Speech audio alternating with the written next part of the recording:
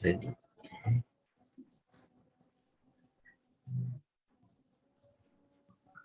sound. Di sini tempat saya hujan, mudah-mudahan Tuhan melindungi jaringan sehingga boleh kita dilancarkan. Biarlah segala sesuatu di dalam Tuhan Yesus kita boleh mengangkat puji-pujian. Ya, teman-teman yang terkasih dan Tuhan Yesus, selamat malam semuanya. Malam ini kembali saya boleh berjumpa dengan sahabat-sahabat Tuhan Yesus yang luar biasa, yang saat ini boleh kita katakan Tuhan Yesus baik. Ya, katakan dalam hati kita, Tuhan Yesus baik. Ya. Kenapa Tuhan Yesus baik? Kita semua pasti mengalami bahwa Tuhan Yesus adalah sahabat kita dalam suka dan duka. Dan persahabatan itu tidak bisa diukur dari materi. Persahabatan diukur justru dari apa yang bisa kita berikan kepada teman kita. Saya tahun 1987 ya, jadi 87 udah berapa tahun yang lalu ya, hampir 30 tahun yang lalu kira-kira ya. Saya tugas di Papua ya, saya tugas di Asmat, saya guru di SMP YPPK Santo Yohanes Pemandi Agats ya. Itu saya pertama kali karena saya baru lulus SPG tapi ditempatkan di SMP ya. Masih muda waktu itu ya. Sekarang pun masih muda juga ya, Step ya. Kelihatan masih muda saya juga ya. Nah, waktu saya pulang mengajar itu saya dalam hati saya nih, saya berdoa nih. Saya berdoa, Tuhan, mudah-mudahan ada yang menyapa saya. Kenapa? Karena ya namanya masih bujang ya, kita tugas di Papua, di pedalaman, jauh dari segala-galanya, masak terbatas gitu kan. Nah, udahlah waktu itu saya pulang mengajar jam 12 sampai setengah 1. Saya jalan pelan-pelan aja. Sederhana. Saya bilang, mudah-mudahan ada yang manggil saya. Siapa tahu untung-untung diajak makan kan gitu kan.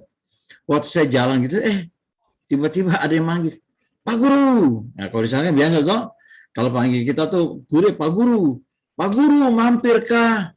Saya lihat, ada orang tua murid toh. Sudah, saya mampir ke rumah. Saya ngobrol di ruang tamu. Kalau saya diundang datang ke rumah seseorang lalu ngobrol di dalam ruang tamu, kita sudah berteman, ya. Kita sudah berteman. Nah, dari pertemanan itu ujung-ujungnya tiba-tiba yang punya rumah berkata demikian, maaf nih Pak Guru sudah makan kah? Wah, langsung puji Tuhan, harapan terkabul, doa ya. Jadi ucapan tuh doa itu benar teman-teman. Jadi kalau kita mengucapnya sesuatu yang positif terkabulkan, yang negatif terkabul nggak? Terkabul juga.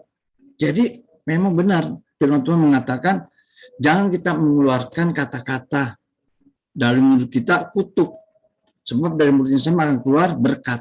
Jadi mulut ini bisa mengeluarkan kutuk, tapi bisa mengeluarkan berkat. Nah, kebetulan saya dalam hati saya dapat berkat. Ya. Saya bilang, oh iya, saya belum makan. Mari Pak Guru, kita masuk ke ruang makan. Nah, teman-teman, kalau saya sudah diajak masuk ke ruang makan, ke ruang pribadinya, ruang private-nya, itu berarti saya sudah dianggap sebagai apa? Saudara. Ya, saya sudah dianggap saudara. Jadi sudah lebih di atas daripada pertemanan. Nah, walaupun kita tahu semua di sana disajikannya ya sagu yang dikasih air panas gitu kan, seperti kayak lem. Itu di sana dibilangnya papeda. Itu saya suka sekali, jujur saya suka sekali. Karena papeda itu makan dengan kuah ikan ekor kuning, dengan daun kangkung, sambal. Wah, itu saya makan. Jadi kalau saya sakit biasa makan itu. Teman-teman, karena saya disajikan makanan walaupun dalam bentuk sagu, ya, tapi bagi saya itu adalah seperti stick. Kan kalau stick kan kenyal-kenyal kan? Nah, itu hampir sama itu. Kenapa saya merasakan bersyukur? Walaupun itu sagu tapi seperti stick. Karena yang menyajikan, yang punya rumah menyajikannya dengan kasih. Ya, dengan cinta kasih, dengan ketulusan, maka saya pun merasa demikian. Maka itulah pertemanan yang menjadi persaudaraan. Jadi teman-teman, kalau yang sudah menikah atau yang belum menikah, apapun ya, kalau kita mau menganggap pasangan kita sebagai saudara, sebagai teman, jadi kalau ada yang mereka menyajikan makan, walaupun kadang-kadang, aduh, kok hari ini tempe orek, besok tempe dikasih tepung, besok dikasih lagi mungkin stik tempe, atau besok lagi dibuat tempe bacem, semua macam-macam tempe. Kalau disajikan, kalau dibuat oleh pasangan kita dengan penuh cinta, ya, mau asin, mau apa, itu rasanya enak saja. Itulah pertemanan, ya, itulah persahabatan yang diharapkan terjadi. Nah, oleh karena itu, di dalam bab 5 ini, teman-teman yang terkasih dalam Tuhan Yesus, kenapa bab 5 sebagai langkah awal dari 5 langkah penginjilan? Karena penginjilan akan berhasil kalau kita merasa satu saudara dengan teman-teman kita yang kita injili, teman-teman kita yang kita wartakan. Maka kata kunci untuk kita bisa mewartakan kabar sukacita dengan 5 langkah, dan langkah yang pertama adalah berteman. Sehingga kalau kita sudah menjadi saudara, sudah berteman, hati pun terbuka. Sehingga apapun yang di-sharingkan, kita bisa menerima. Apapun yang di-sharingkan tentang Tuhan Yesus, kita bisa menerima. Dan pada saat kita diajak untuk kita saling satu sama lain kita bertobat, pasti diterima. Dan pada saat diajak untuk integrasi ke dalam komunitas, pasti diterima. Maka kenapa berteman ini sebagai langkah awal dari 5 langkah penginjilan. Nah, langkah-langkah ini teman-teman nanti akan dapatkan di bab 6, bab 7, bab 8, dan bab 9. Jadi intisari dari pengajaran CAP ini adalah 5 langkah penginjilan. Oleh karena itu, teman-teman yang terkasih dalam Tuhan Yesus, ada 3 sasaran yang mau dicapai di dalam pertemuan kita saat ini dan hari Rabu. Ya, hari Rabu. Pertama sasarannya adalah ini, bahwa kita mau menyadari bahwa langkah awal dari proses penginjilan adalah berteman. Yang kedua adalah perlunya keterampilan komunikasi. Kenapa komunikasi itu penting? Seringkali dalam pertemanan, seringkali dalam perkawinan, seringkali di dalam komunitas, seringkali dalam gereja, gara-gara kurang komunikasi jadi masalah besar. Kurang komunikasi menjadi masalah besar. Maka penting kita untuk belajar tentang yang namanya komunikasi. Dan yang ketiga, bagaimana kita menerapkan keterampilan komunikasi ini secara efektif. Sehingga pada saat kita menerapkan komunikasi kita secara efektif dengan teman dan yang lain, diharapkan kita boleh menjadi pembawa kabar baik yang memberkati. Supaya pada saat kita merasa diberkati, dan kita pun mau memberkati orang. Untuk itu teman-teman yang terkasih dalam Tuhan Yesus, 3 hal ini. Ya. Dan hari ini saya mau menjadi teman-teman bagi teman-teman semua. Saya Stefanus Wianjin. Ya, saya Stefanus Wianjin. Saya dari Paroki Hati Kudus Kramat. Nah, yang ada Vincentius Putra itu. Nah, itu saya parokinya di situ, Hati Kudus Kramat. Saya sehari-hari masih bekerja, tapi pada 1 Juni saya sudah MPP, sudah masa persiapan pensiun. Sehingga saya banyak hal saya mau bagikan kepada teman-teman, bagaimana sukacita kita di dalam berteman. Nah, oleh karena itu ada satu film kecil. Saya mohon teman-teman menanggapi apa yang bisa diceritakan dari film pendek ini. Ya, saya putar.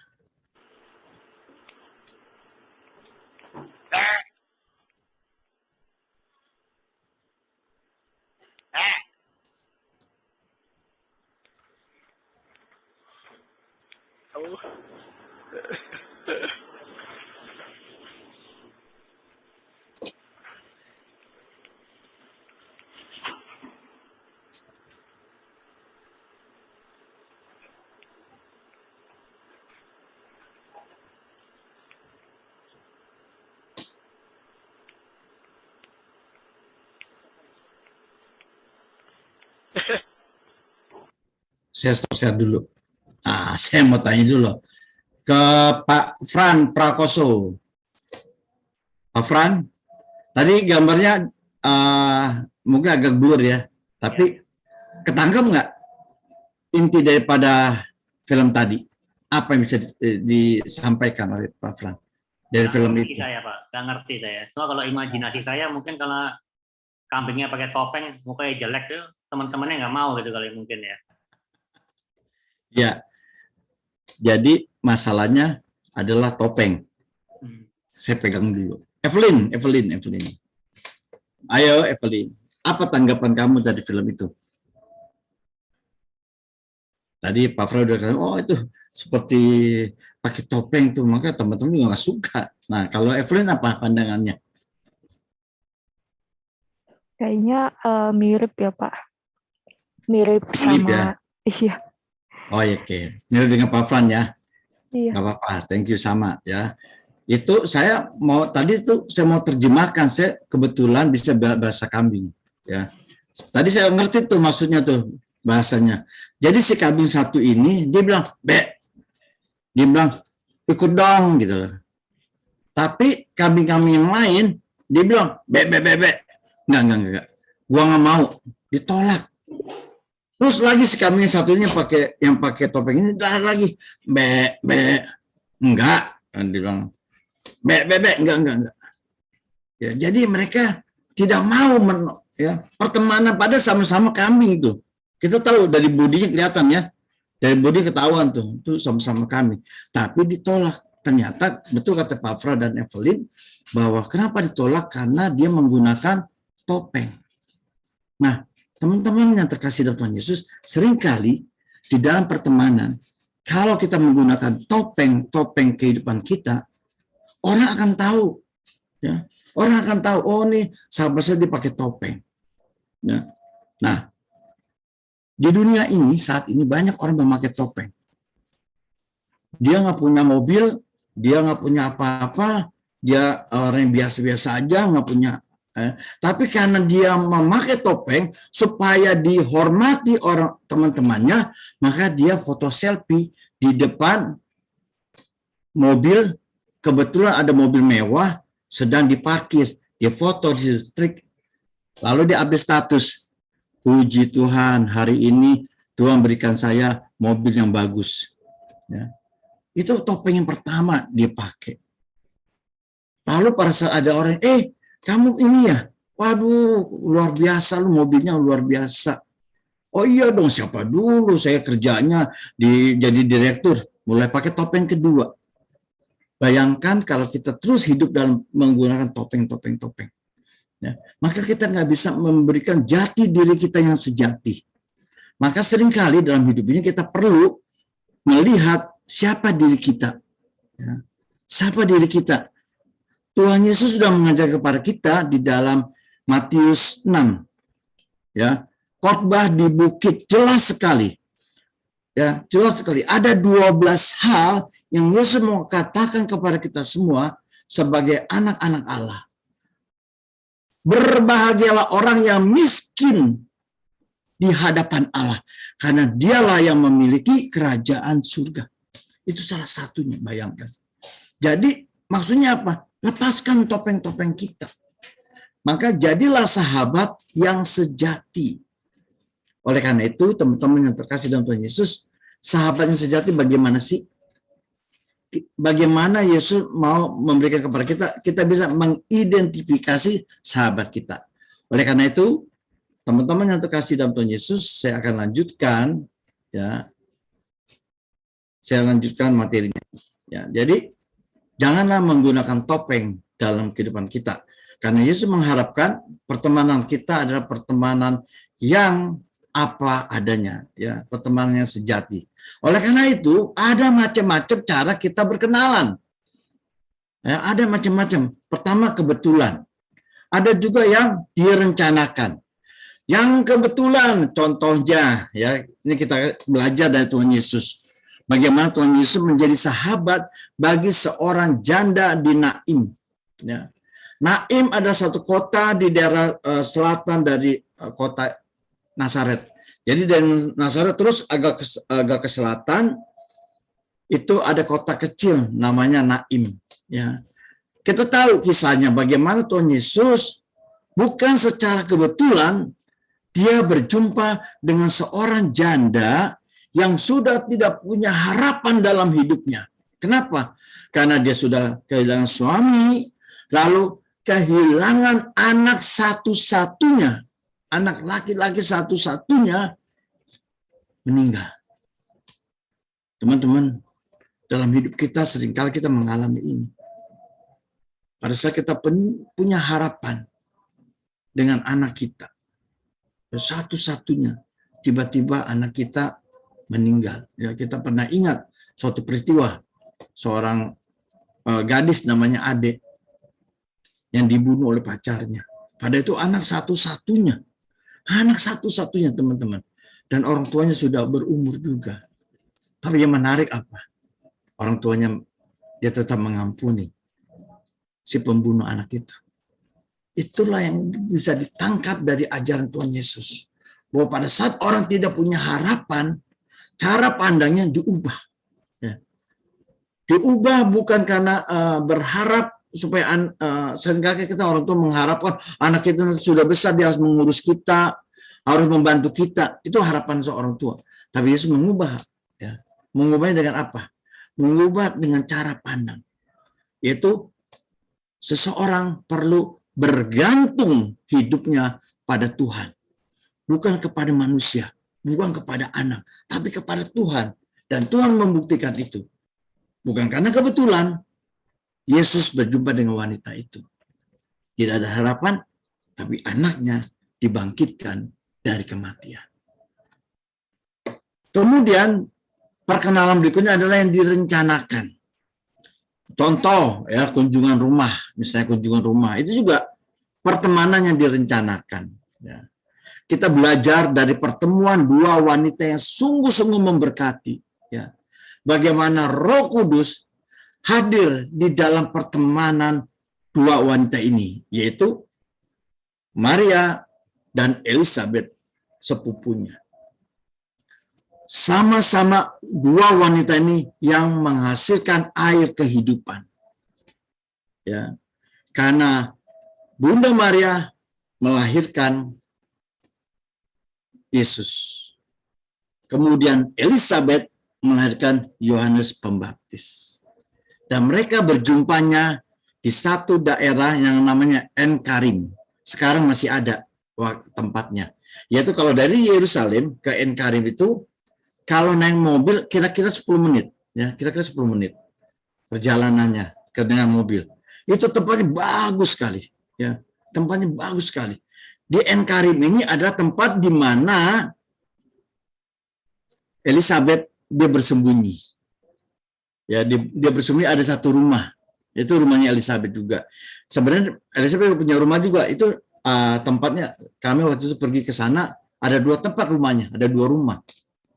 Di bagian bawah dan di bagian atas. Ya, nanti yang di bagian bawah ini nanti Yohanes Pembaptis dia dilahirkan. Tapi selama 9 bulan Elizabeth mengungsi ke atas. Kenapa mengungsi? Diceritakan di situ karena apa? Karena usianya sudah umur. Usianya sudah tua. Tapi dia hamil.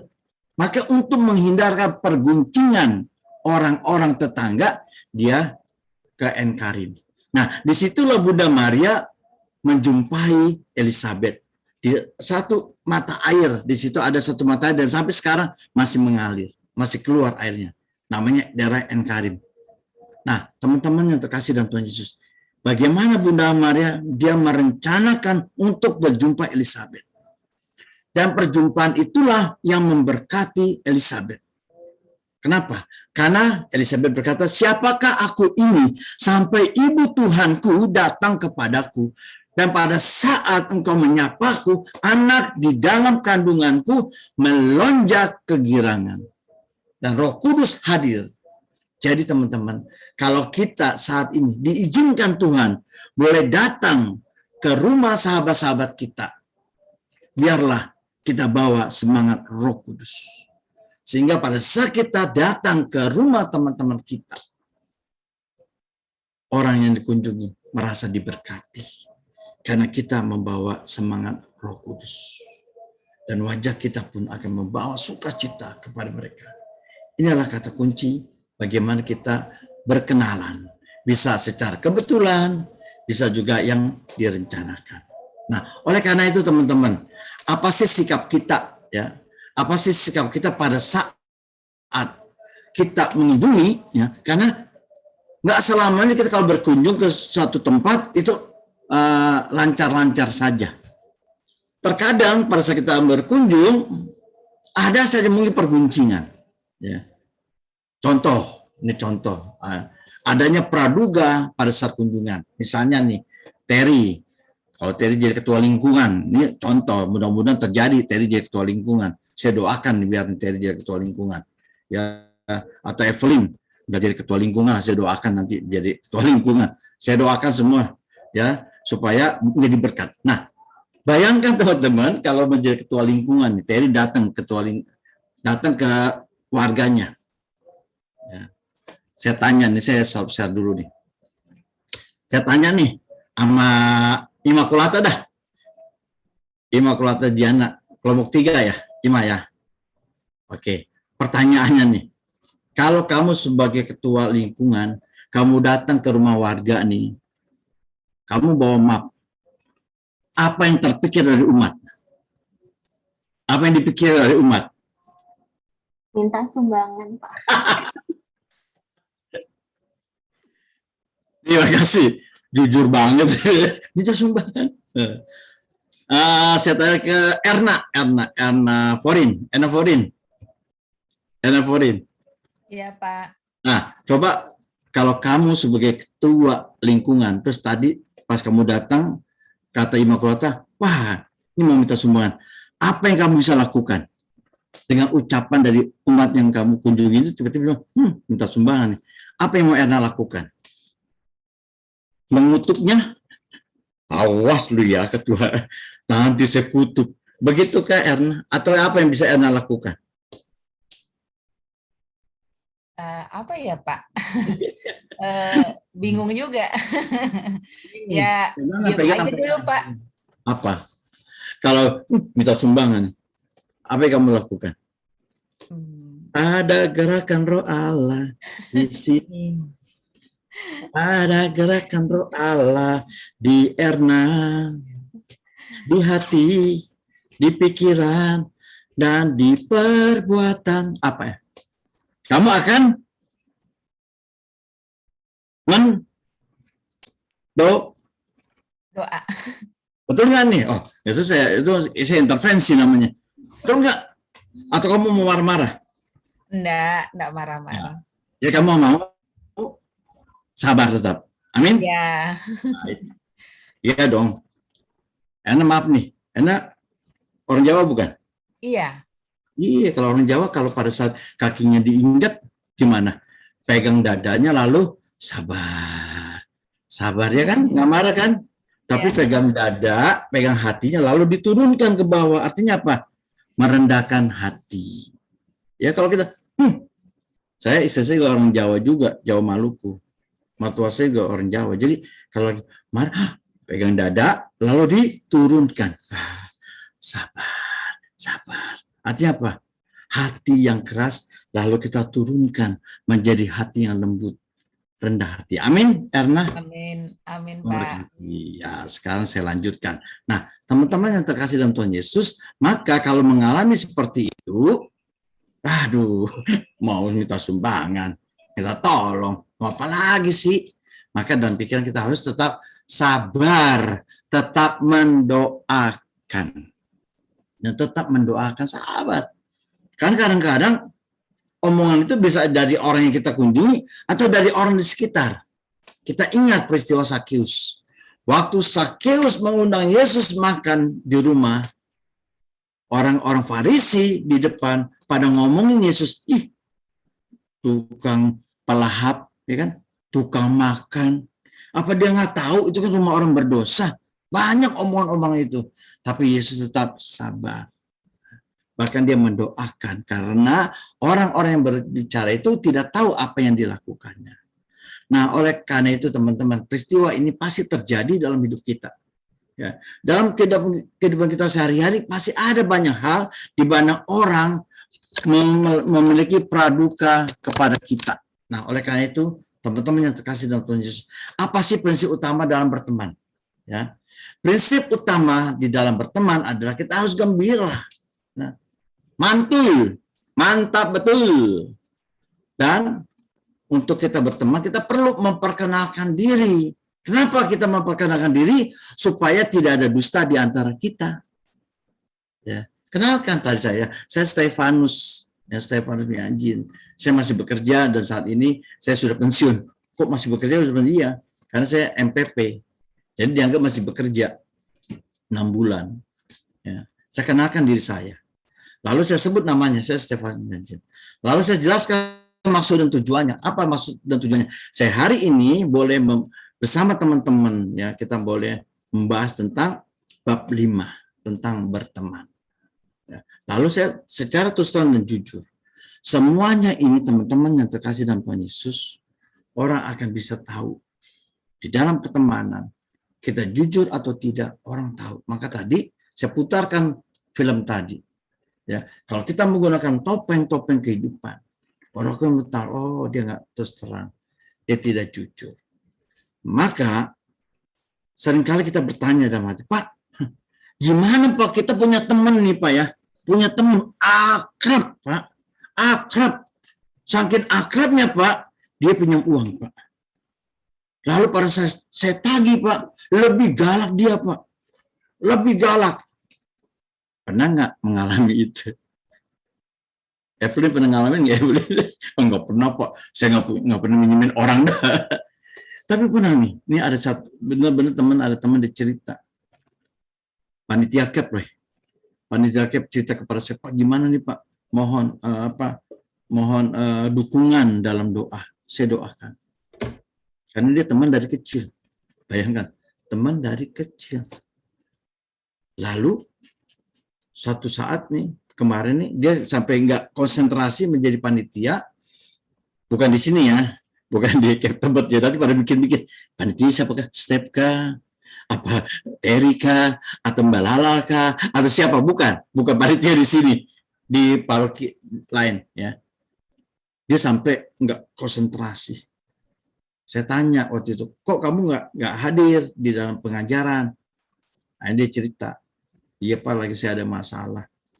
Teman baik saya, dia pinjam uang. Lalu saya minta kembali. Wah, dia marah-marah. Dan dia bukannya membayar, malah marah-marah. Teman-teman yang terkasih dalam Tuhan Yesus, seringkali kita mengalami seperti itu. Maka gimana dong kita bersikap? Ingat, Yesus katakan apa? Kita harus cerdik, ya, bukannya licik ya. Harus cerdik seperti ular, tulus seperti merpati. Jadi kalau teman-teman memang nggak punya, ya udah, jangan dipaksakan. Walaupun kita tahu teman kita membutuhkan, ya sudah, bagaimana? Nama saja orang membutuhkan. Pilihan daripada teman-teman. Kalau memang teman-teman merasa terpanggil, ya anggap aja itu bantuan. Ya udah, selesai itu. Tapi kalau teman-teman menganggap itu sebagai pinjaman, pasti ditagih-tagih, malah jadi masalah.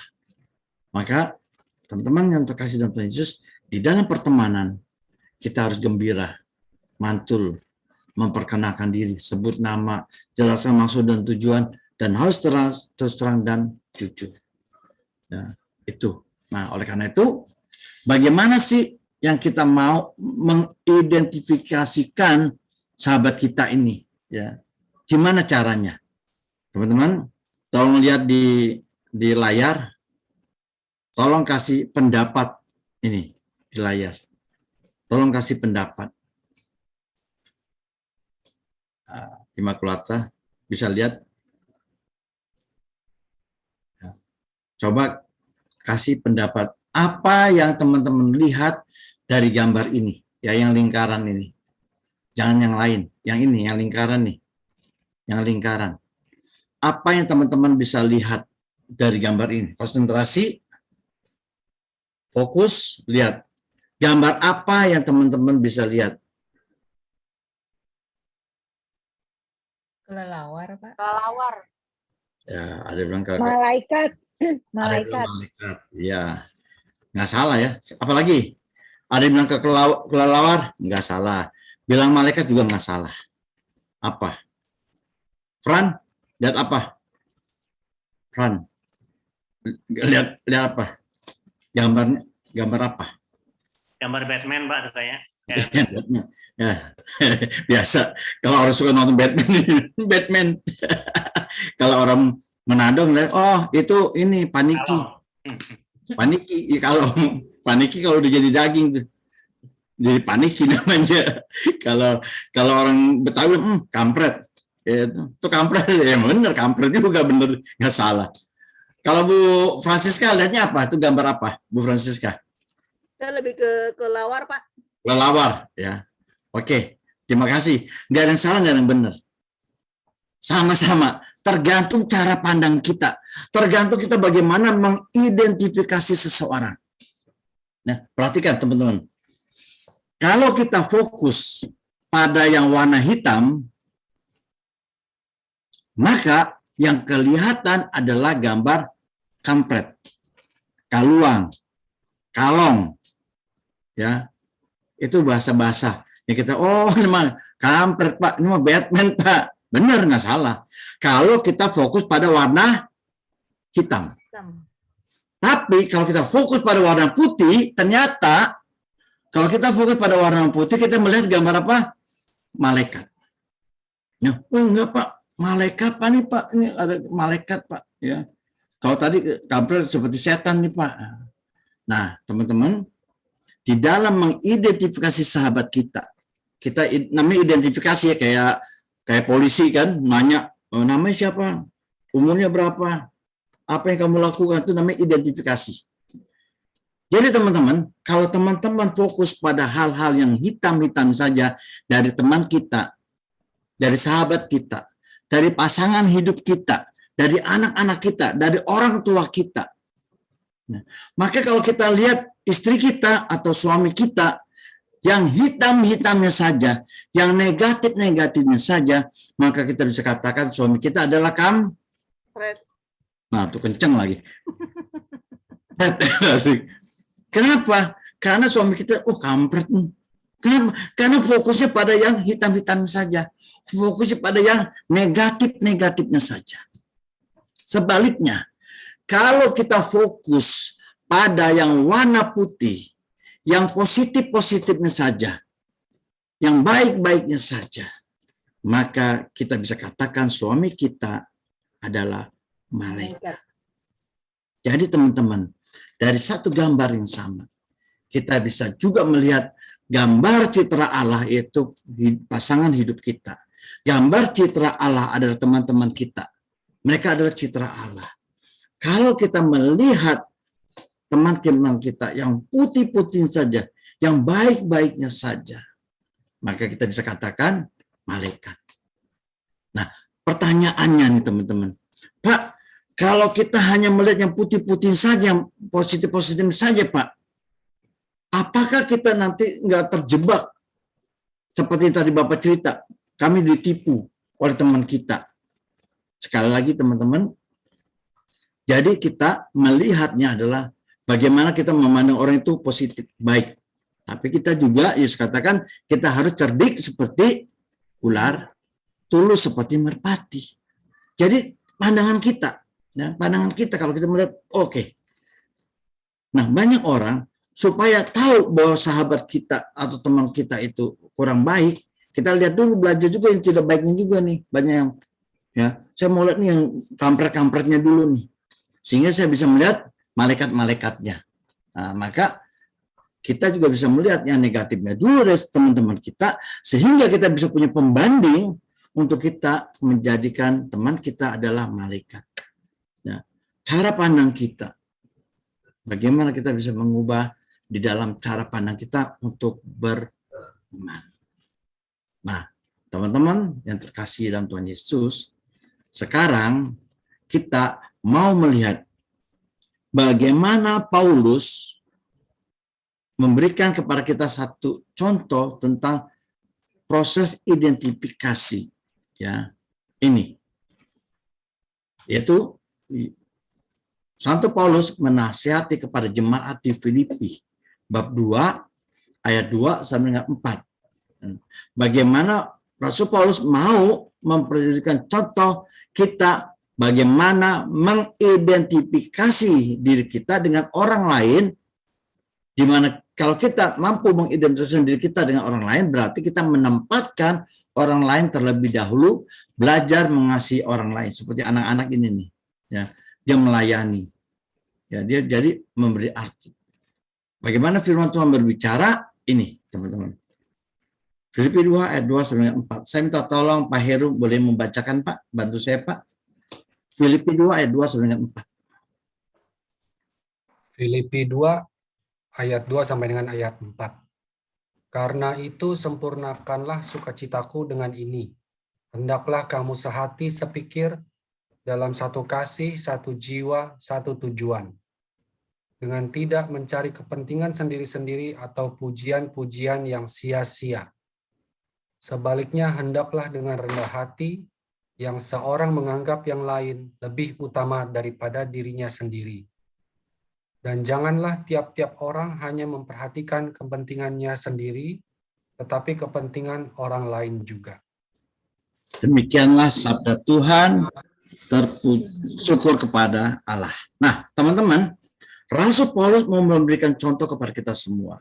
Bagaimana kita mengutamakan orang lain di dalam hidup kita.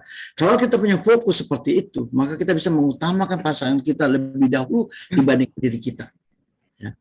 Jangan kita memikirkan, oh saya juga mengutamakan orang lain, Pak. Siapa? Istri orang lain. Bukan. Istri dulu nih. Istri kita bisa, lalu kita juga membutuhkan orang lain juga yang membutuhkan. Maka Rasul Paulus mengajarkan kepada kita ini di ayat keempat. Sempurnakanlah sukacitaku dengan ini. Nah, jadi mari kita menyempurnakan sukacita kita di dalam Tuhan. Yaitu apa? Hendaklah kamu sehati sepikir, ya, sehati sepikir dalam satu kasih, satu jiwa dan satu tujuan. Di dalam pertemanan, kalau kita satu kasih, satu jiwa dan satu tujuan, ya, di dalam perkawinan juga sama. Dalam satu kasih, satu jiwa, satu tujuan, maka teman-teman yang terkasih dalam Tuhan Yesus, itu kita membuat sukacita, ya, di dalam Tuhan. Saya jadi ingat firman ini, sehati sepikir dalam satu kasih, satu jiwa, satu tujuan. Saya masih ingat, yaitu waktu saya ditugaskan oleh Sekina mengajar KEP di Tanah Merah. Ya, Tanah Merah itu perjalanan darat itu sekitar 4 jam, ya, 4 atau sampai 6 jam gitu lewat darat. Kalau naik pesawat ya mungkin cuma 1 jam. Nah, ini perjalanan dari Merauke sampai ke Tanah Merah itu sekitar 4 atau sekitar 6 jam. Nah, kemudian di dalam perjalanan itu saya ketemu dengan satu bangunan-bangunan tinggi sekali, ya, bentuk-bentuk bangunan tinggi sekali. Saya tanya kepada supir, saya mau tanya itu apakah? Oh, itu rumah semut, Bapak. Hah, rumah semut? Tinggi sekali. Iya, Pak. Rumah semut, Pak. Tapi itu yang bangun bukan semut, Pak. Tapi rayap. Nah, rumah-rumah semut itulah bentuknya seperti tenda, seperti segitiga itu, dijadikan lambang kota Merauke. Dan Dikasih tag lainnya, Isakor bekai, Isakor kai, itu bahasa Marin ya. Isakor bekai, Isakor kai. Satu hati, satu tujuan. Jadi firman ini menginspirasi bagi Pemprov ya, pemerintah Kabupaten Merauke, bukan Pemprov, Pemkap ya. Memberikan semangat satu hati, satu tujuan. Lalu saya tanya, gimana bisa rayap membangun begitu tinggi sekali? Itu 2 meter bisa, ya. Saya aja kalah itu, 2 atau 3 meter. Kenapa bisa membangun? Oh, rupanya rayap-rayap tanah itu dia makan tanah, lalu dimuntahin. Setelah dimuntahin, keluarlah campuran dengan mulutnya itu ada liur-liur itu, lalu menjadi lem. Dan yang membuat bukan satu rayap, tapi banyak rayap. Ya, satu hati, satu tujuan. Banyak orang tapi punya misi yang sama. Itu apa? Membangun rumah semut. Teman-teman perhatikan. Itu disebut rumah semut. Bukan disebut rumah rayap. Padahal yang berkarya siapa? Rayap. Rayap. Tapi yang terkena siapa? Semut. Semut. Bisa bayangkan ya. Jadi dalam pelayanan seringkali mungkin kita merasa, aduh, saya sudah capek, saya sudah yang memberikan inspirasi untuk CAP ini berjalan, supaya lingkungan berjalan. Kok pada saat kata sambutan, tidak sedikit pun nama saya disebut. Nah itu bisikan si jahat juga. Contoh ya, Pak Terry, masa nama lu nggak disebut? Ya, percuma, pelayanannya percuma. Itu suara si jahat. Mungkin nggak terjadi. Mungkin. Karena suara si jahat itu mau memisahkan kita dengan Allah. Kalau kita terpancing, kita langsung, bener tuh. Gue udah capek-capek. Gue nggak mau lagi dah. Terpisah kita dengan Allah. Relasi kita dengan manusia, relasi kita dengan Allah akan terputus. Itu kemauan daripada si jahat. Maka teman-teman, jangan kita sakit hati kalau nama kita nggak disebut. Nanti teman-teman boleh baca di dalam Lukas 10 ayat 20. Ya. Lukas 10 ayat 20 dikatakan pada saat murid-murid Yesus datang kepada Yesus dan berkata, pada saat saya menyebut namamu, banyak setan-setan jatuh di bawah kakiku. Merasa bangga. Tapi apa yang Yesus katakan, janganlah engkau bangga dengan apa yang telah kau lihat, apa yang telah kau hasilkan. Tetapi bersukacitalah karena namamu tercatat di surga. Jadi teman-teman, jangan kita sakit hati. Semut aja yang terkenal, rayap nggak terkenal, tetap tuh mereka bekerja membangun. Kalau pagi nih teman-teman bikin telur, mata sapi, betul nggak? Itu telurnya si sapi punya apa ayam punya? Ayam. Ayam. Tapi ini dikenal siapa? Sapi. Kebayang nggak teman-teman? Itu telur mata sapi. Kayak kalau si ayam mau protes, sorry ya, itu telur gua. Memang itu telur gua. Masa lu bilang sapi? Nah itu. Tapi lihat, ya ciptaan Tuhan. Dia tidak sakit hati. Ya apa-apa tetap. Nah ini. Rasul Paulus mau mengatakan kepada kita harus sehati, sejiwa, yang menempatkan orang lain lebih utama. Dan yang kedua nih, dikatakan dalam Filipi 2 ayat 5 sampai dengan 7. Proses identifikasi berikutnya adalah Filipi 2 ayat 5 sampai dengan 7. Mbak Terry, udah selesai nggak waktunya? Masih ada waktu? Masih 5 menit lagi, Pak. 5 menit ya? Oke, cocok berarti dengan saya. Nah, saya sekarang minta tolong kepada sahabat saya, Pak Anang. Pak Anang ini panitia atau peserta? Peserta. Pak Anang boleh bantu saya? Filipi 2 ayat 5 sampai 7. Filipus 2, 5. Hendaklah kamu dalam hidupmu bersama menaruh pikiran dan perasaan yang terdapat juga dalam Kristus Yesus, yang walaupun dalam rupa Allah tidak menganggap kesetaraan dengan Allah itu sebagai milik yang harus dipertahankan, melainkan telah mengosongkan dirinya sendiri dan mengambil rupa seorang hamba dan menjadi sama dengan manusia. Demikianlah sabda Tuhan. Syukur kepada Allah. Teman-teman, kata kuncinya nih, ya, melainkan telah mengosongkan dirinya sendiri dan mengambil rupa seorang hamba dan menjadi sama dengan manusia. Ini yang Yesus lakukan. Ya. Ini adalah gambar kisah nyata di Filipina. Ini kisah nyata. Bagaimana Yesus mengambil rupa seorang hamba. Anak-anak ini adalah anak-anak jalanan. Ya. Anak-anak ini adalah korban. Ya, korban keadaan. Dan yang menariknya, baru-baru ya tahun lalu atau sebelum pandemi nih, kalau nggak salah sebelum pandemi, Bapak Paus Fransiskus, Bapak Suci Paus Fransiskus datang ke Filipina. Dan 2 anak dari gambar ini sudah agak dewasa, dipersilakan berjumpa dengan Paus Fransiskus. Dan mereka dipersilakan untuk bertanya. Apa yang dipertanyakan oleh anak-anak ini, ya, 2 anak ini. Dia berkata begini, Bapak Paus Fransiskus, saya mau tanya, kalau Tuhan ada, mengapa kami sejak kecil mengalami penderitaan,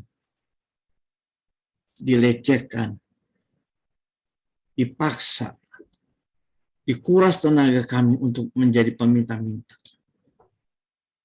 Oleh orang tua kami juga dipaksa untuk mencari uang. Kalau Tuhan ada, mengapa kami harus mengalami ini? Dan saya sangat kagum dengan Bapak Paus Fransiskus. Dengan sederhana dia berkatakan, anakku yang kukasihi, saya tidak bisa menjawab atas pertanyaan kamu.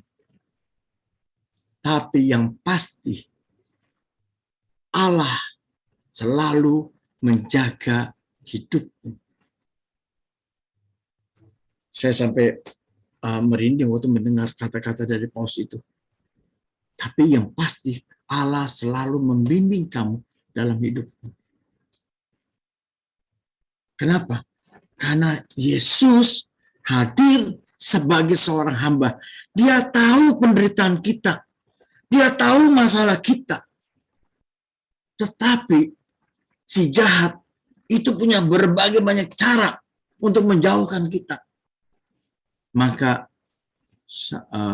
Paus Fransiskus mengatakan demikian. Tapi yang pasti Allah selalu membimbing kamu. Allah tidak meninggalkan kamu. Kamu mengalami banyak peristiwa, banyak masalah. Ujung-ujungnya apa? Memberkati kamu. Maka saya jadi ingat, mengapa Mike Tyson, Muhammad Ali, biar dipukul dengan pukulannya keras, dia tidak pingsan. Coba saya tanya, kalau misalnya Pak Anang nih, Pak Anang, kalau Pak Anang diizinkan untuk bertinju dengan Mike Tyson, sekali ditinju gimana Pak Anang?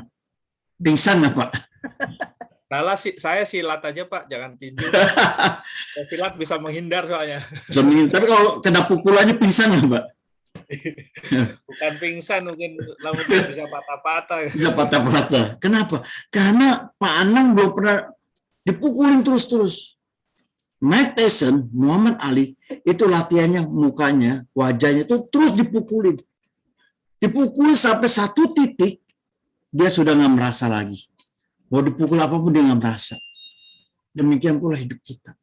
Pada saat kita diuji hidup kita, ya, banyak masalah bertubi-tubi menghantam kita. Sampai satu titik kita mengatakan, masalahku kecil. Karena aku punya Allah yang lebih besar dari masalahku. Dan itulah yang terjadi. Yesus hadir serupa dengan manusia. Makan bersama orang-orang yang terpinggirkan. Yang tidak seberuntung dengan orang-orang lain. Yesus hadir. Maka malam ini kita mau mengatakan, Roh Kudus hadir di sini, mengalir di bait suci, kuasanya yang ajaib. Dia memulihkan hidup kita. Karena Roh Kudus adalah Roh Allah sendiri, Roh Yesus. Ya. Di dalam Tritunggal Maha Kudus, kita sudah diberikan. Mari kita hayati di dalam ibadat kita. Tuhan memberkati. Saya stop sini dulu. Amin. Terima kasih Pak Stefanus. Baik, untuk kelompok 5 dipersilahkan untuk persiapan ibadat sabdanya. Nanti untuk Ibu Lala di-share ibadat sabdanya dulu. Lagu pembukaan dulu, Mas. Oh gitu, boleh?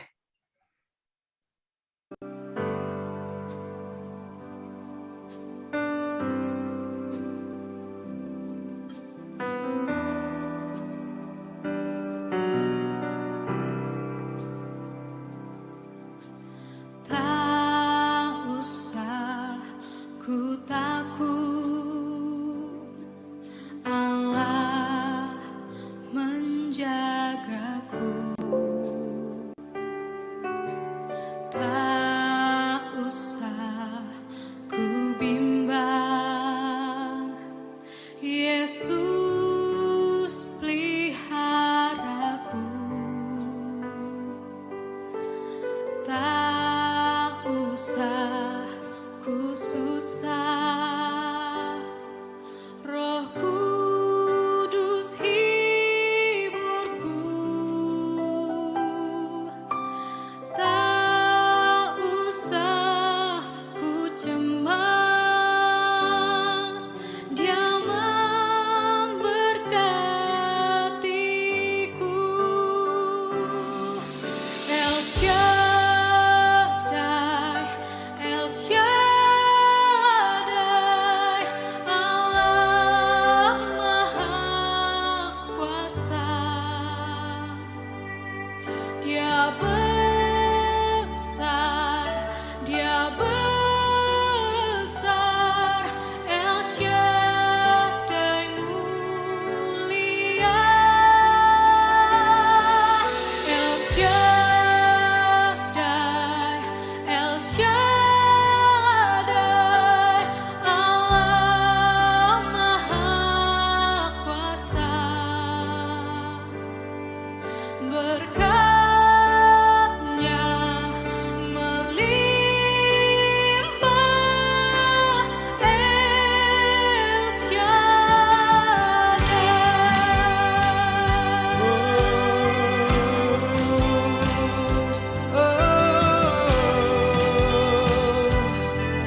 El Shaddai,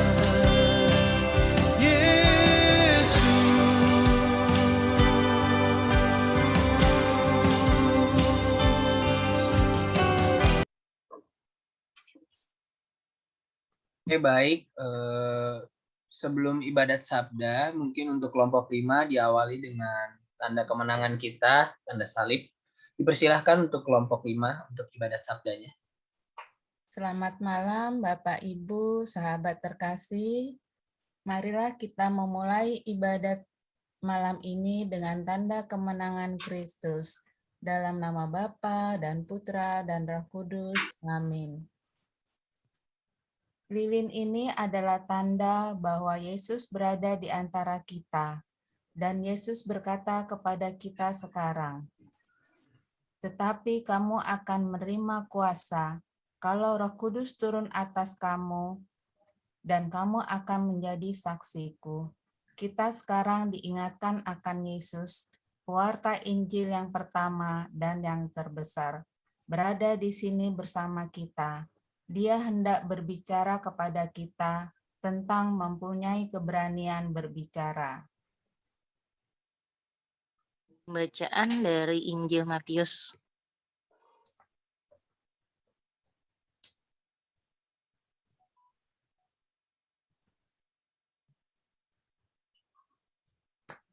Bu Hani.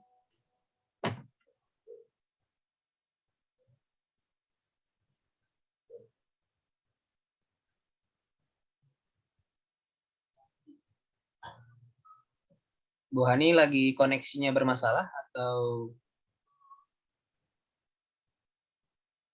Aduh. Halo, suaranya udah kedengaran belum, Steve? kedengaran? Tadi ada koneksi ya? Iya. Ya, nggak apa-apa, Jadi dilanjutkan, Bu. Oke, pembacaan dari Injil Matius.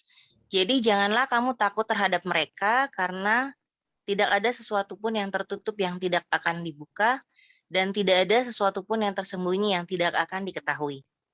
Apa yang kukatakan kepadamu dalam gelap, katakanlah itu dalam terang. Dan apa yang dibisikkan ke telingamu, beritakanlah itu dari atas atap rumah. Dan janganlah kamu takut kepada mereka yang dapat membunuh tubuh, tetapi yang tidak berkuasa membunuh jiwa. Takutlah terutama kepada Dia yang berkuasa membinasakan jiwa, baik jiwa maupun tubuh di dalam neraka. Bukankah burung pipit dijual 2 ekor seduit, namun seekor pun daripadanya tidak akan jatuh ke bumi di luar kehendak Bapamu. Dan kamu, rambut kepalamu pun terhitung semuanya. Sebab itu janganlah kamu takut, karena kamu lebih berharga daripada banyak burung pipit. Setiap orang yang mengakui aku di depan manusia, aku juga akan mengakuinya di depan Bapakku yang di sorga. Tetapi barang siapa menyangkal aku di depan manusia, aku juga akan menyangkalnya di depan Bapakku yang di surga. Demikianlah Injil Tuhan. Terpujilah Kristus. Marilah kita menjawab sabda keselamatan Yesus dalam doa. Yesus, Engkau selalu penuh keberanian di depan mereka yang menentangmu. Yesus, kuatkanlah kami supaya kami dapat setia dan berani berbicara tentang kebenaran. Yesus, Engkau tidak pernah merasa takut terhadap siapapun untuk menyatakan kabar gembiramu. Ambillah ketakutan kami yang disebabkan oleh kekurangan rasa percaya diri atau karena apa yang mungkin dipikirkan orang lain, sehingga kami dapat berbicara tentang kabar gembiramu. Yesus, Engkau mengatakan kepada kami bahwa sabdamu harus diungkapkan dan diberitahukan kepada semua orang. Teruslah memberitahukan sabdamu dan mengungkapkan kabar gembiramu melalui kami.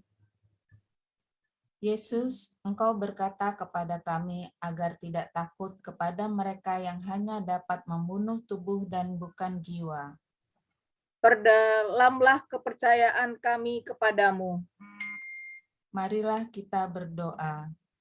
Yesus, dalam hidupmu sebagai manusia, Engkau sering mengalami maksud buruk dari orang lain. Dalam penderitaanmu di taman, Engkau bahkan berkeringat darah karena tegang atas penderitaan yang akan datang. Namun Engkau tidak lari dari tugas yang diberikan Bapa kepadamu. Demi keselamatan kami, kami memuji dan bersyukur atas cintamu kepada kami dan kepada Bapamu yang memungkinkan Engkau menanggung gangguan terus-menerus dari mereka yang mencoba menjebakmu selama hidupmu. Engkau tetap teguh menghadapi setiap serangan dari mereka yang hendak menghentikan tersebarnya kabar gembiramu.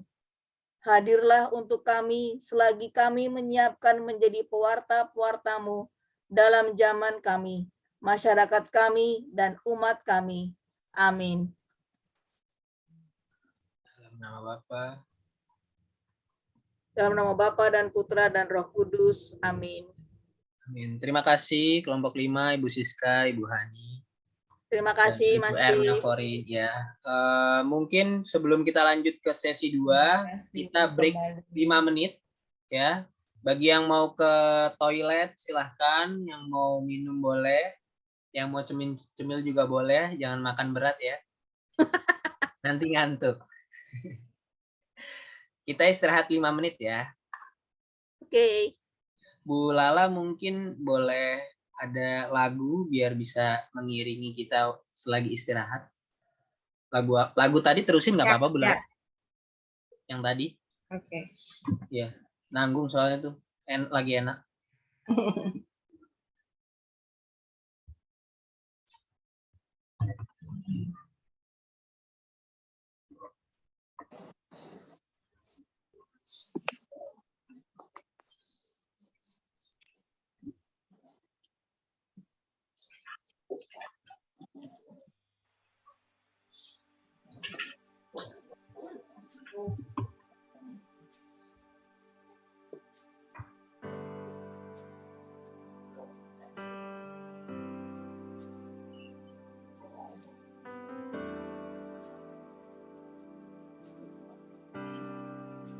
8:10 nanti kita mulai sesi kedua ya, Bapak Ibu dan teman-teman yang terkasih.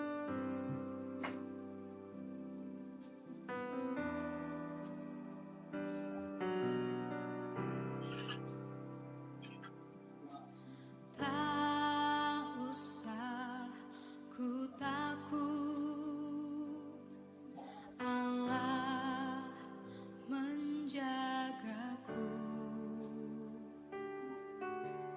Tak usah ku bimbang, Yesus peliharaku.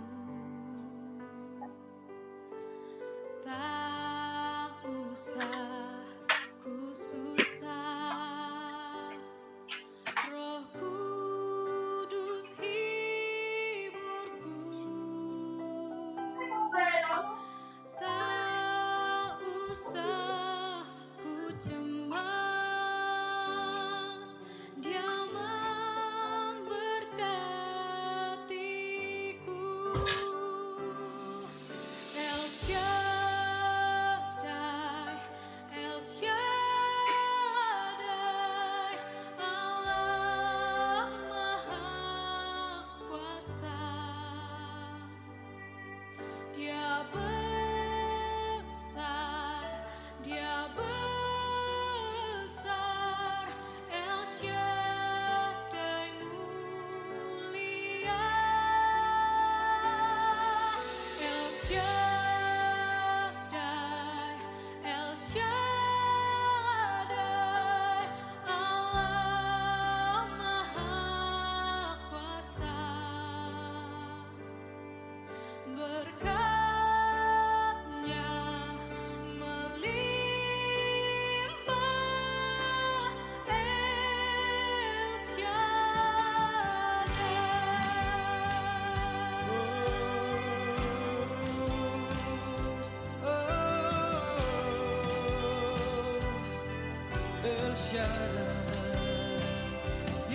2 menit lagi ya, Bapak Ibu dan teman-teman semuanya.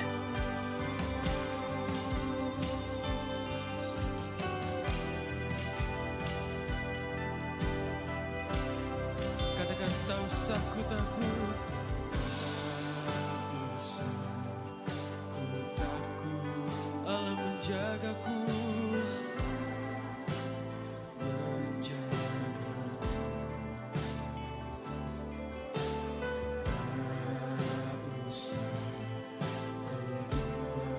Yesus pelihara, Yesus pelihara. Oh, tak usah ku susah, Roh Kudus-Mu Tuhan. Oh, tak usah ku cemas, Dia memberkati. Pak Stefanus sudah siap? Oke. Lala, mungkin kita bisa lanjut ke sesi 2. Oke, buat teman-teman, mari kita kembali lagi untuk melanjutkan sesi 2. Diharapkan yang bisa on kamera, harap di on kamera agar pembimbing bisa melihat peserta ya. Baik, untuk Pak Stefanus dipersilahkan. Baik teman-teman, sekarang saya mau bertanya nih teman-teman, apa yang teman-teman bisa tangkap dari gambar ini juga? Ya, selain dari apa yang saya katakan, coba kalau teman-teman lihat nih ya, ini gambarnya nih. Ini ketutup sih, ini anak yang sedang makan. Jadi makan di bawah, makan sisa-sisa. Ya, ini terjadi teman-teman, ada dia makan dari sisa-sisa. Ini mereka kumpul di sini. Ya. Mungkin 1 kata, 2 kata, atau 3 kata, apa yang teman-teman bisa ungkapkan dari gambar itu. Hani Harlan. Hani. Gambar mana tadi? Gambar tadi ini. Ini saya share lagi ya. Oh, yang hitam putih Nah, ini. ya? Nih yang ini nih, ini gambar ini. Gambar yang mencerminkan, melainkan telah mengosokkan diri dan mengambil rupa seorang hamba seperti manusia. Ini gambar ini. Gambar perjamuan terakhir dikombinasikan oleh si pelukisnya, pesertanya adalah ini. Makan bersama. Apa yang teman-teman bisa katakan dari gambar itu? Desi? Apa, Des? Satu kata, dua kata, satu kalimat, terserah. Ada rasa iba. Rasa iba, thank you. Hani? Ini Harlan? Apa? Apa? Satu kata atau berapa kalimat atau apa, terserah. Tadi Apa? anak kecil ya Pak gambarnya ya Pak? Iya, anak kecil. Apa ya? Itu di Mungkin kebersamaan kebersamaan kali ya, lagi makan ya, lagi Bersama. makan ya Pak? Kebersamaan. Dia tadi perjamuan terakhir. Peristiwa gambar perjamuan terakhir, cuman dikombinasikan pesertanya itu. Ya, terima kasih. Hani. Kemudian Maria Anastasia. Maria Anastasia. Kelompok 4, Maria. Halo, Maria. Sedang menyetir atau sedang mandi atau sedang apa? Kalau sedang menyetir ya sudah lewat. Grace Patricia. Grace Patricia. Halo. Grace Patricia. Lagi di jalan, Pak. Di jalan. Thank you. Ya. Canisius Soriton. Canisius Soriton. Di jalan juga. Tersia Bekti. Tersia Bekti. Ya, apa? Kalau saya agak rumit ya melihatnya karena ada anak kecil yang duduk di atas meja, ada yang di bawah apa lagi makan, kita makan sisa-sisa gitu kan. Jadi ya antara prihatin tapi juga ya complicated lah Pak ya. Satu kata. Ya itu complicated. Complicated itu apa ya? Oke. Benar-benar. Begitu rumit ya. Ya, rumit. Seperti hidup manusia gitu ya, rumit ya. Iya, Pak. Terima kasih Tersia. Ini satu kata yang saya bisa tangkap luar biasa. Terima kasih. Pak Heru, apa yang bisa ditangkap? Ini saya mendapat feedbacknya yang bagus nih. Ya. Pak Heru apa yang bisa disampaikan? Lihatnya Yesus sangat humble ya Pak. Ya, oke, humble ya. Dari meja dan makan dengan anak-anak yang humble, tidak memandang siapa ya. So, thank you, luar biasa. Saya diberkati banget dengan ini. Prakoso, apa pendapatnya? Sorry Pak, nggak ngikutin tadi Pak, baru ganti komputer Pak. Gak apa-apa. Saya ini gambar Tuhan Yesus makan bersama dengan anak-anak jalanan, ya anak-anak jalanan. Ya ada yang makan di bawah karena dia makanan sisa-sisa segala macamnya itu. Apa? Bisa ketangkap Pak Fran? Apa yang ditangkap kalau gitu? Ya Tuhan Yesus memang kayak gitu sih Pak ya. SOP-nya Tuhan Yesus kayak gitu sih Pak ya. Memang sudah karakternya kayak gitu, gitu loh. Thank you. Apa karakternya? Karakternya ya positif ya, baik, rendah hati, melayani gitu loh. Fokusnya memang begitu, fokusnya Tuhan Yesus tuh gitu. Betul. Dan SOP-nya juga begitu juga ya. SOP-nya gitu Pak. Kalau kita kan manusia apa ya, rakyat jelata lah Pak ya, masih banyak fokus-fokus yang lain Pak. Jadi nggak bisa fokus gitu. Ya. Berarti Fran bisa belajar dari Tuhan Yesus dengan karakter itu ya. Kan SOP kan bisa dilakukan kan? Insya Allah aja Pak, insya Allah aja. Ya. Mudah-mudahan Pak. Ya. Karena dalam perusahaan juga gitu kan ada SOP-nya. Kita berusaha melakukan apa yang menjadi SOP. Terima kasih. Luar biasa hari ini saya diberkati dengan orang-orang yang sungguh menginspirasi ya. Memang semuanya itu kita bisa belajar dari satu gambar tentang bagaimana Kristus juga ya, yang humble, yang punya SOP, ya. Yang tadi saya jadi lupa tuh satu yang tadi yang saya pegang dari Bu Tersia apa tadi? Rumit Pak, complicated. Rumit, iya. Rumit, itu rumit ternyata. Ya, itu rumit. Terus dari yang lain-lainnya, tadi ya, bahwa Tuhan Yesus itu penuh dengan kasih, perhatian. Itulah teman-teman, sahabat kita, Yesus sendiri. Yesus menjadi sahabat kita bukan karena kita siapa. Ya, bukan karena kita siapa. Yesus mau berteman kepada kita. Tapi Tuhan mau berteman kepada kita karena kita adalah sahabatnya. Luar biasa. Itu cara Yesus mengidentifikasikan dan dicerminkan oleh Paulus di dalam suratnya Filipi 2 ayat 5 sampai 7. Dikatakan bahwa hendaklah kamu dalam hidupmu bersama menaruh pikiran dan perasaan yang terdapat juga dalam Kristus Yesus. Ya, SOP-nya Kristus ya begitu sih, kata Fran tadi ya. Memang SOP-nya begitu ya. Yang walaupun dalam rupa Allah, bayangkan.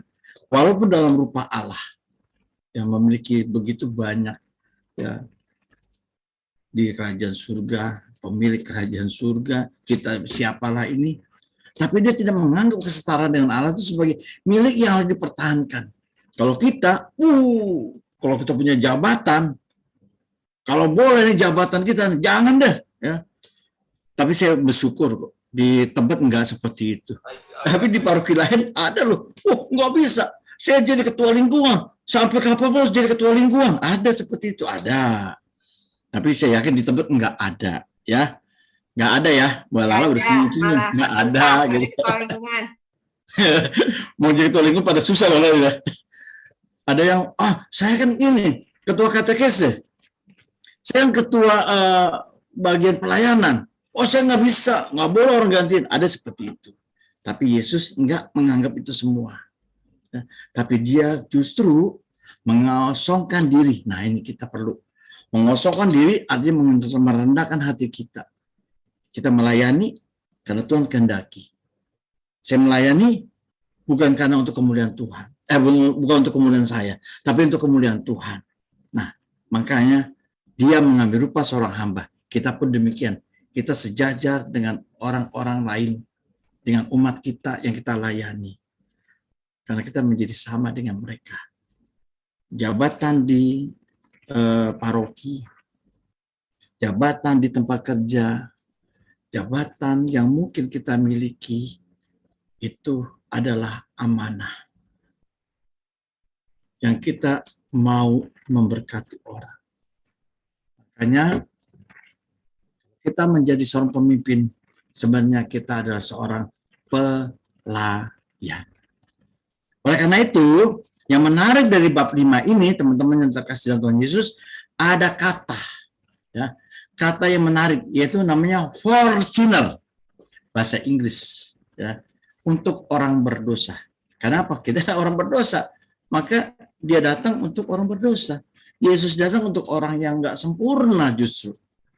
Jangan pernah kita kata, udahlah, saya nggak sempurna. Saya nggak usah ke gereja lagi, saya orang berdosa. Nggak bisa. Karena Yesus datang untuk orang yang tidak sempurna. Udahlah, saya nggak mau ke lingkungan lagi, saya kan orang berdosa. Saya kan jangan ke gereja. Nggak bisa seperti itu. Kalau kita mendengar itu berarti itu bisikan dari si jahat. Kita harus terus berjuang, ya. Dalam hidup ini ada perjuangan rohani. Kita harus raih itu. Kita harus hidup. Ya, maka for sinner, untuk orang berdosa. For sinner ini adalah satu proses identifikasi dalam membawa kabar baik. Ya. Suatu proses identifikasi untuk membawa kabar baik. Maka untuk itu teman-teman, bagaimana kita mengidentifikasikan sahabat-sahabat kita? Saya minta teman-teman menulis di kertas, di buku. Ya, entah di buku, entah di buku pengajaran itu yang coklat, silakan. Saya minta teman-teman dengan cepat tanpa dipikir. tuliskan 4 nama orang Katolik yang kamu kenal. Silakan, cepat. Saya kasih waktu 10 detik. Tuliskan 4 nama orang Katolik yang kamu kenal. 1, 2, 3, 4, 5, 6, 7, 8, 9, 10. Close. 4 nama orang Katolik. 5. Sudah, tunjukkan. Udah 4-4-nya, tunjukin. Nah, sebutin kalau boleh. Teman kamu siapa aja? Keluarga nggak boleh ya, Pak? Hah? Keluarga nggak boleh, Pak? Oh, Pak. Ya udah kalau gitu. Tapi emang dikenal semua ya temennya? Temannya Keluarga saya kebanyakan, Pak. pecah-pecah. Suaranya mungkin pakai headset biar lebih jelas. Kak Ima. 4 nama orang Katolik yang kamu kenal. Sebut aja namanya, tetap gitu aja. 1, 2, 3, dan 4.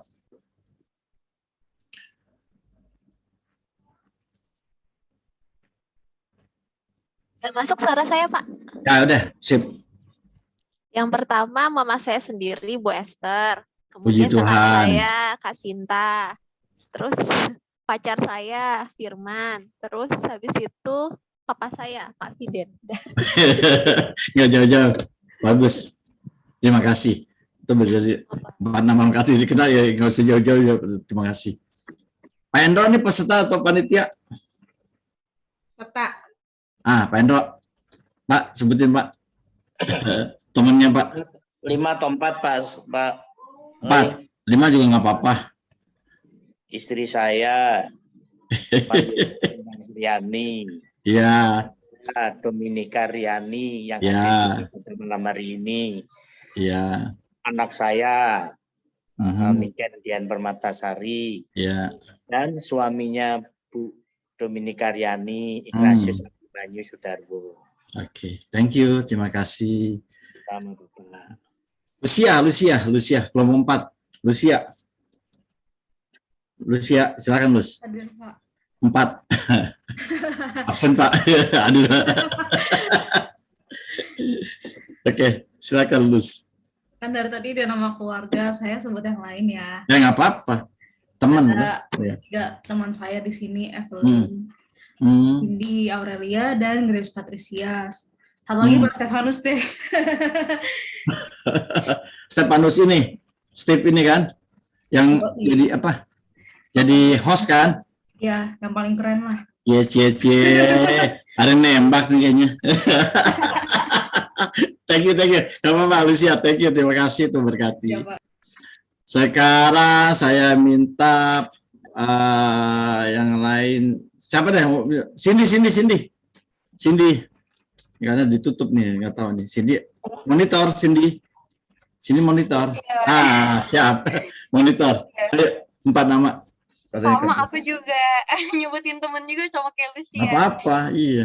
Satu. Ada Lucia, ada Grace, Elin, sama Bapak juga deh. Step yang ini.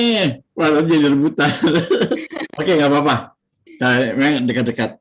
Ini saya mau mengatakan begini loh, teman-teman. Dari nama-nama itu, tolong teman-teman bayangkan apa sih harapan mereka. Apa sih harapan mereka dalam hidup mereka. Ya, kalau kamu kenal, karena sebutkan nama orang Katolik kamu kenal. Nah, kalau kamu kenal, berarti kamu harus setidaknya tahu nih apa sih harapan mereka. Ya, itu soalnya ada di buku tuh, ada di buku. Ayo, tuliskan, silakan. Apa sih harapan mereka sebenarnya? Silakan. Jadi udah sebut nama 4. Lalu harapan mereka tuh sebenarnya apa dalam hidup ini? Wih, Maria Anastasia udah tulis, udah selesai. Iya, dia sudah tulis. Puji Tuhan, udah selesai. Udah ya, Mar, Anastasia. Udah selesai kan? Harapannya apa? Udah, Pak. Ya, tuh kan cepet. Silakan, Maria Anastasia. 4 orang. Pertama Erik. Ya. Dia ingin berhenti ngerokok. Siap. Terus Harapannya. Elva itu dia harapannya bisa menjadi ketua angkatan 20 yang baik. Oke. Ya, ingin cepat dapat jodoh. Ya. Bro Yano, dia mau jadi panitia yang baik di SEP.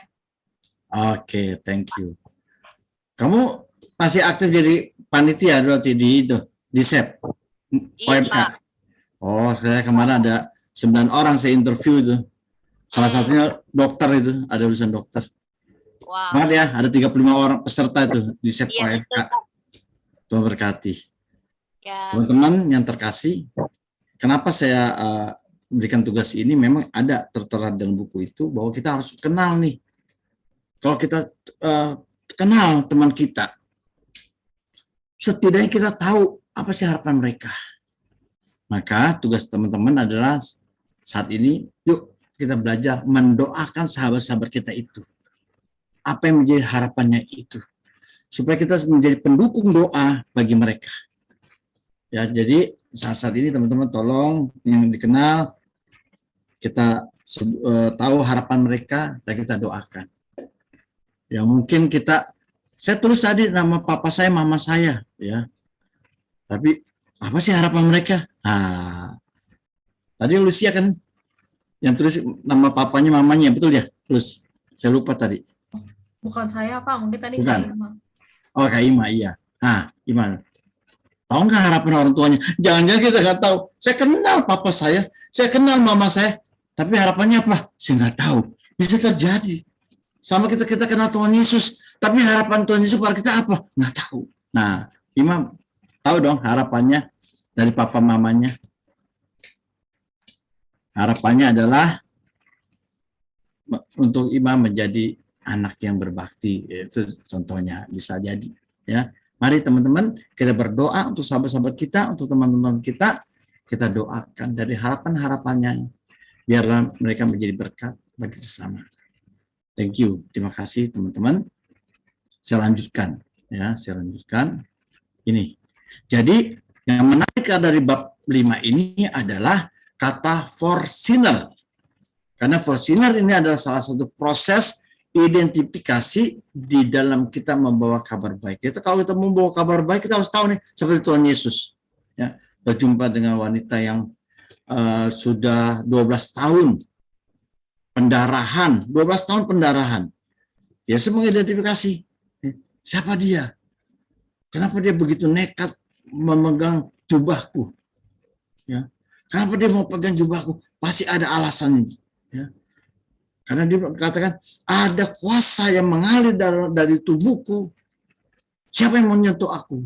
Kemudian dia bilang, saya tidak tahu. Bang kita tahu semua orang begitu berdesak-desakan, tapi Yesus tahu. Maka dia proses identifikasi kepada wanita ini. Dan akhirnya dikatakan apa? Anakku yang kukasihi, imanmu telah menyembuhkan kamu.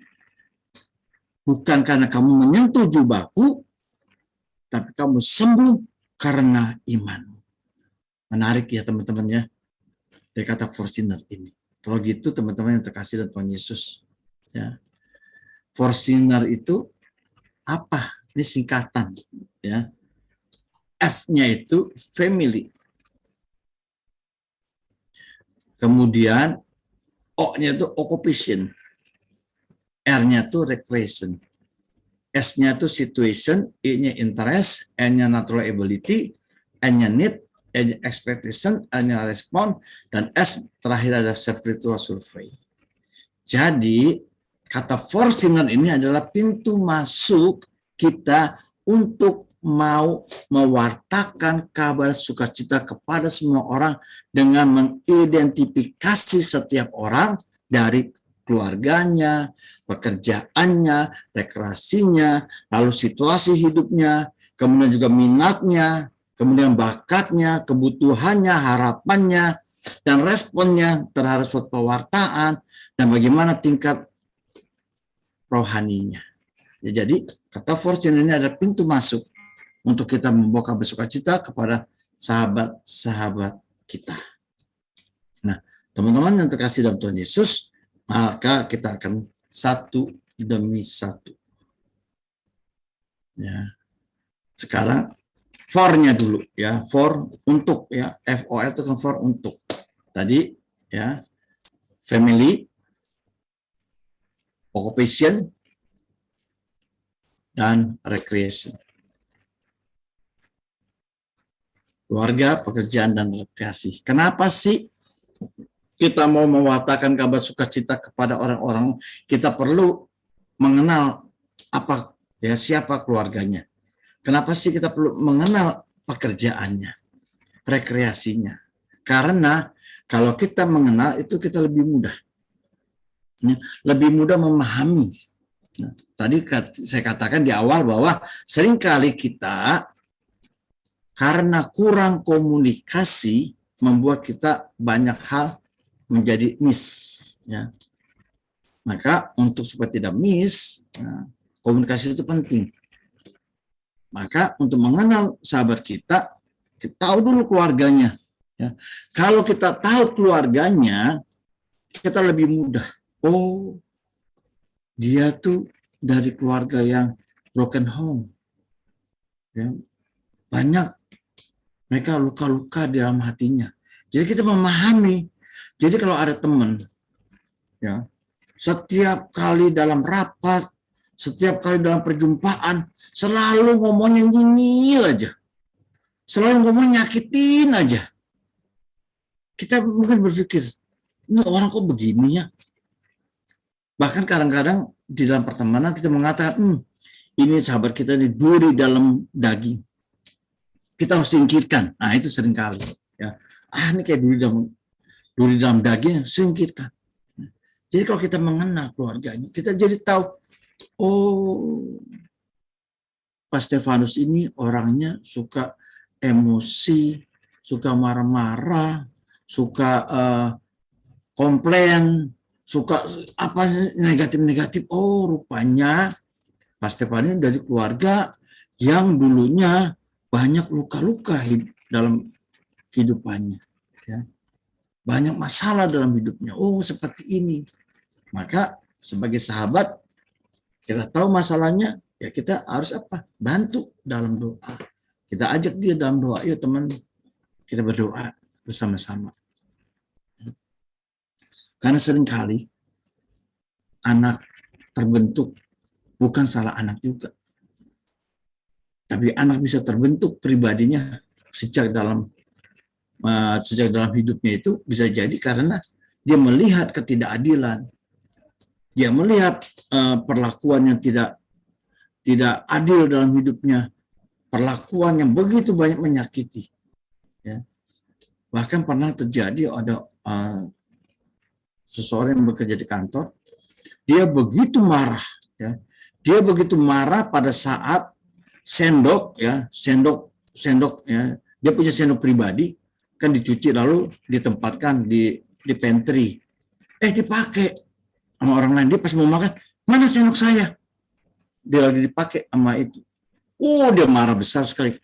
Kenapa saya punya dipakai? Oh, marah besar sekali itu. Ya, kenapa? Karena dia tidak mau barang-barang pribadinya dipakai oleh orang lain. Kenapa demikian? Ya, kita bisa, oh, rupanya dia ada sesuatu dalam keluarganya, maka kita doakan, bantu, ya kita dukung dalam doa. Oh, bisa jadi dia seperti itu, sering ngomongnya nyinyir, ngomongnya suka menyakiti. Oh, rupanya dia dari keluarga broken home. Mereka orang tuanya bercerai, lalu dia tinggal bersama ayahnya. Ayahnya sudah menikah lagi. Akhirnya dia pandangannya negatif. Melihat lagi dia suka disakitin oleh ibu tirinya. Lalu dia mau ke rumah mamanya nolak. Maka dia sering begitu, nyinyir, komplain segala macam.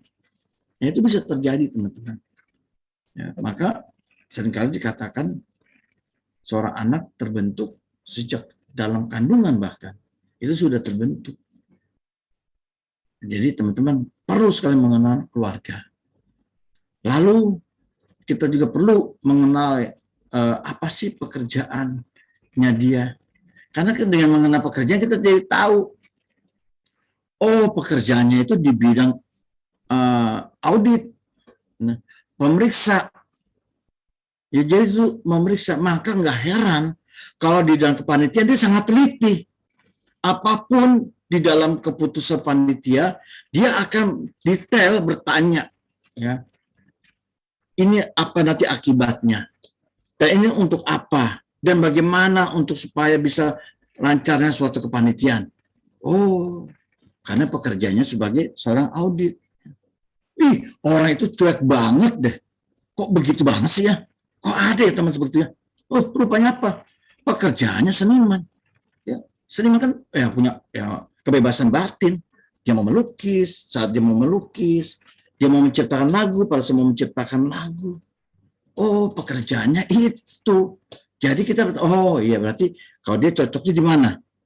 Kalau seperti itu, kalau ada teman kita dalam kepanitiaan dia seniman, cocoknya apa? Ya mungkin bagian mendesain, ya flyer, bisa dalam bagian itu.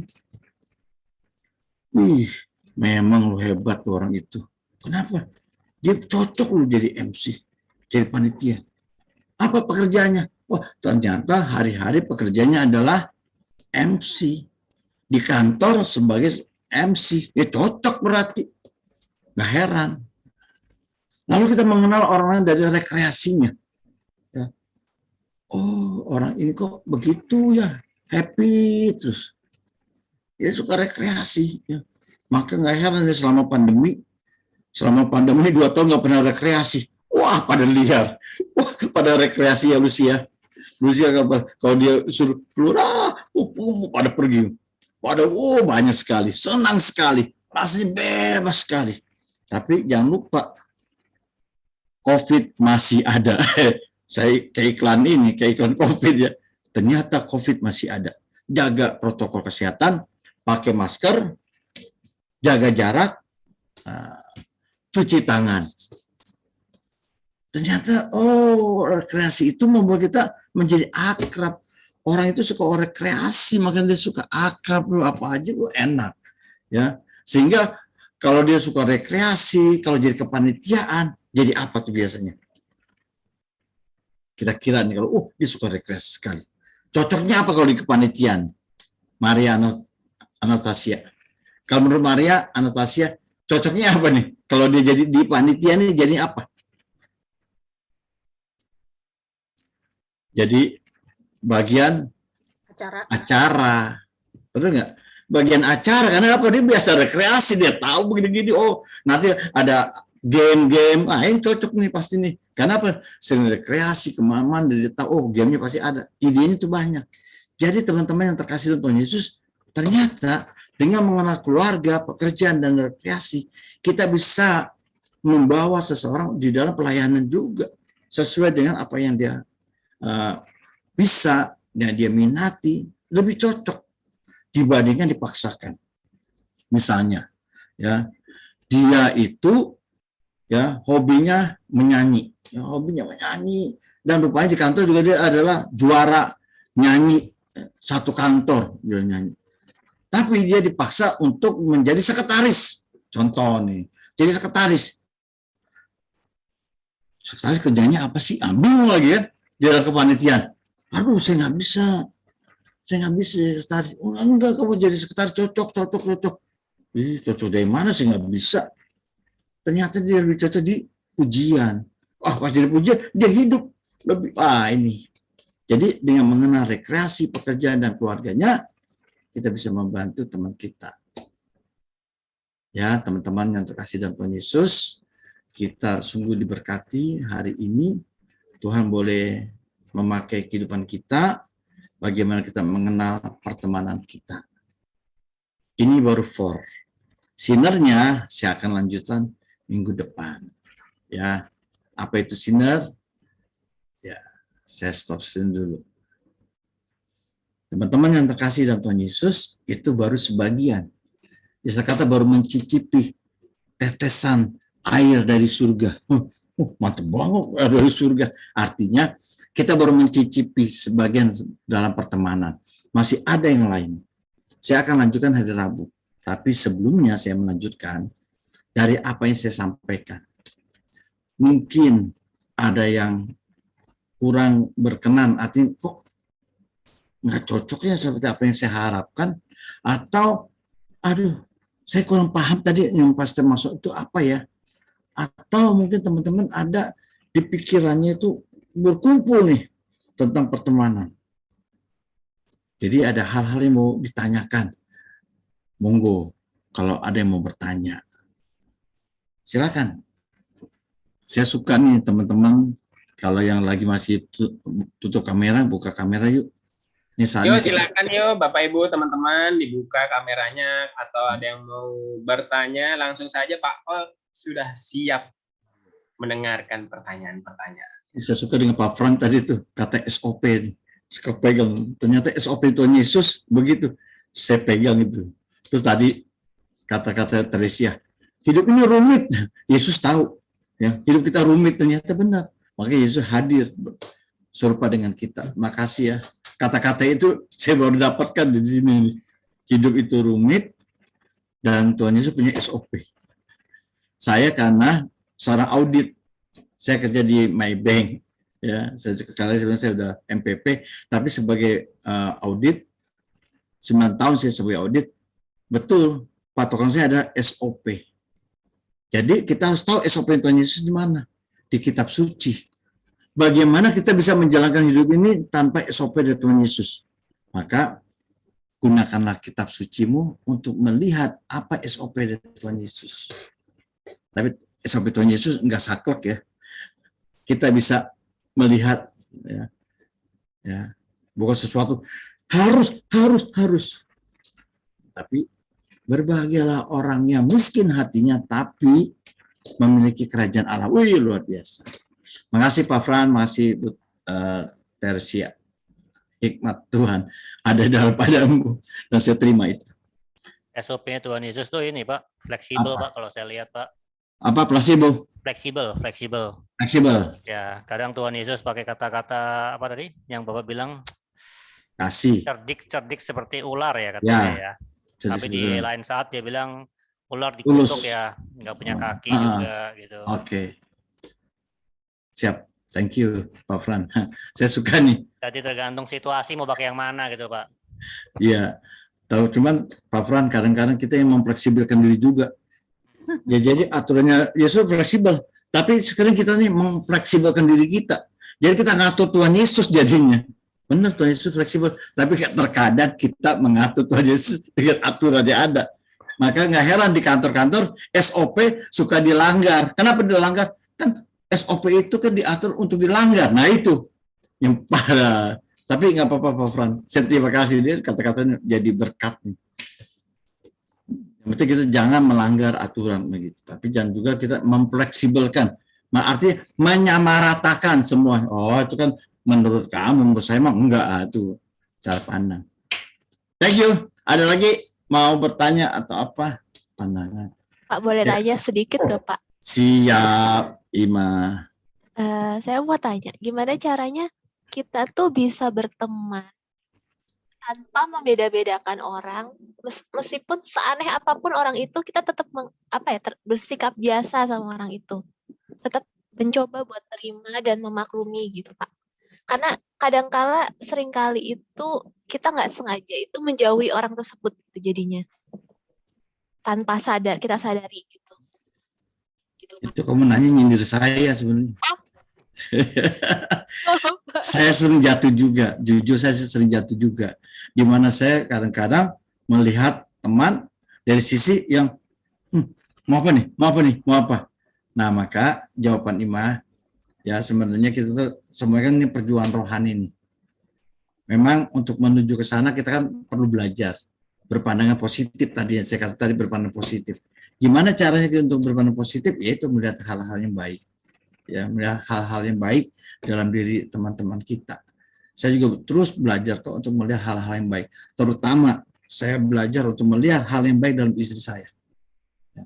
Karena saya menikah sudah 28 tahun. Tapi saya belum punya anak. 28 tahun saya sama istri saya. Itu nggak mudah.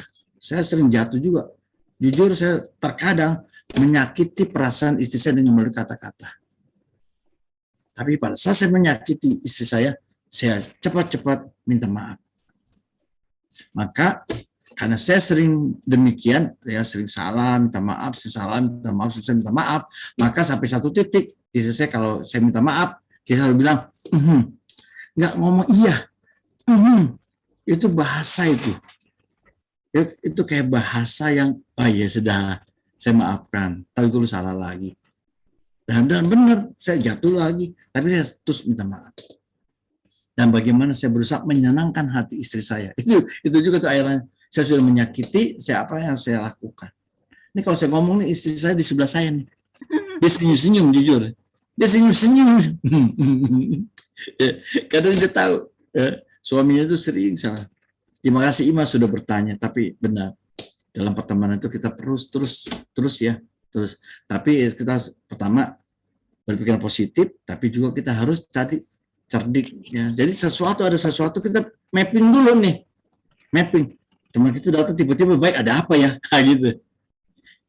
Ya, karena kita dan lagi kita perlu yang namanya karunia membeda-bedakan roh. Apakah itu berasal dari Allah, apakah itu berasal dari manusia, apakah itu berasal dari si jahat. Seringkali kita kan nggak tahu nih teman kita tiba-tiba datang, Ima, ada ini loh, ada trading bagus Ima, kamu nempatin 100 juta, ya 100 juta, nanti untungnya berlipat-lipat, bisa sampai 200 juta, ayo ikut Ima, nggak apa-apa, ikut trading, pakai robot, ya, terus, siap hari, lama-lama satu titik Ima katakan, ya deh gue ikut. Pas Ima ikut, cedak. Tiba-tiba ternyata robot trading itu abal-abal. Abal-abal saya hilang dong. Telepon teman kita, nggak mau diangkat. Kita kembalikan, nggak mau diangkat. Nah itu makanya kita perlu bisa memapping. Memapping kita kan makanya tadi selalu dekat dengan Tuhan. Jalin relasi. Mohon karunia hikmat dari Tuhan. Apakah ini berasal dari manusia? Apakah ini berasal dari Tuhan? Atau ini berasal dari si jahat?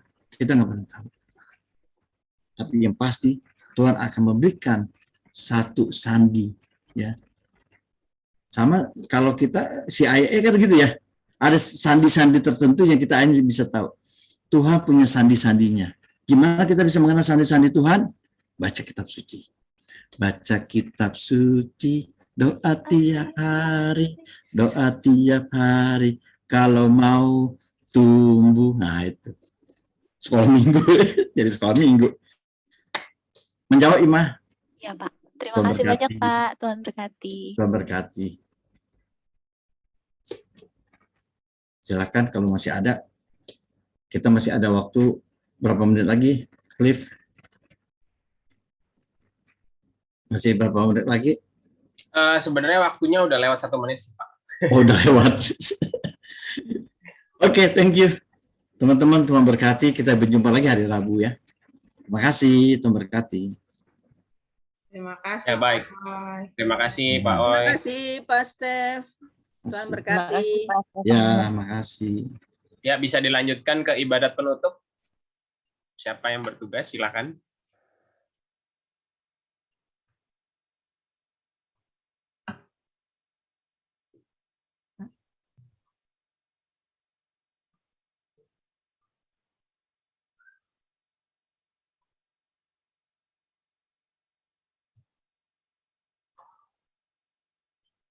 Silakan yang bertugas, doa penutupnya dibaca.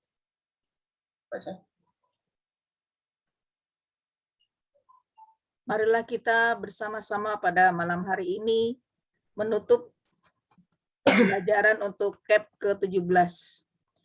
Marilah kita berdoa dengan menggunakan tanda salib sebagai tanda kemenangan kita. Dalam nama Bapa dan Putra dan Roh Kudus. Amin.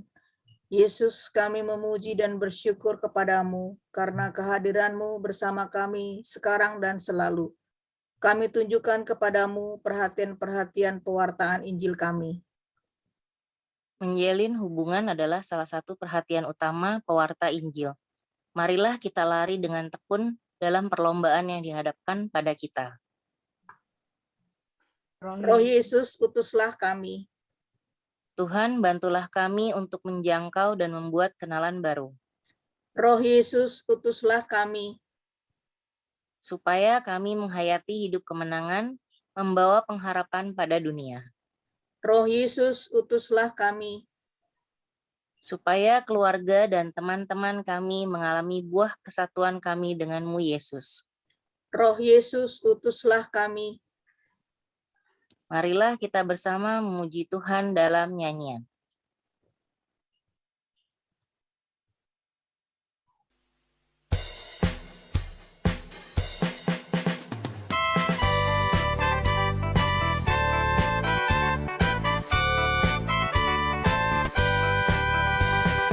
Lihatlah ladang sudah menguning, telah siap.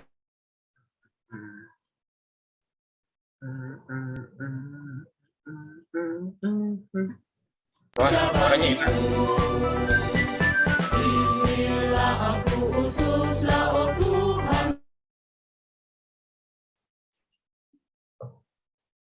Lengkapi dengan roh-Mu, ku tak berdaya sendiri. Ku utus kau, dengan kuasa-Mu.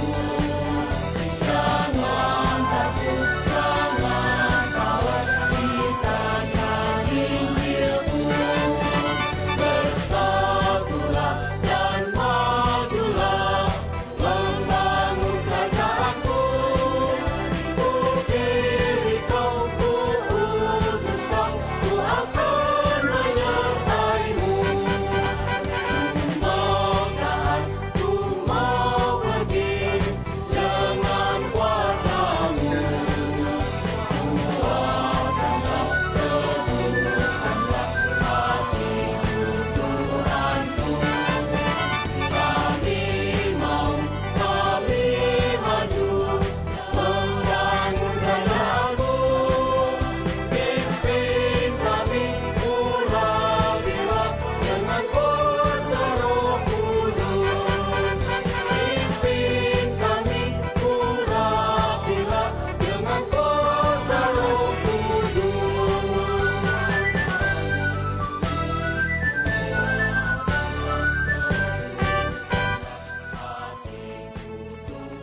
Oke, Bapak Ibu, sebelum mengakhiri boleh dibuka dulu videonya biar bisa foto-foto. Silakan dibuka. Yang belum buka, Bu Evelyn ya? Pak Kanisius, Mbak Grace lagi jalan. Oke. Sudah siap? Saya hitung dari 5 ya. 5, 4, 3, 2, 1. Sekali lagi gaya bebas. Bentar.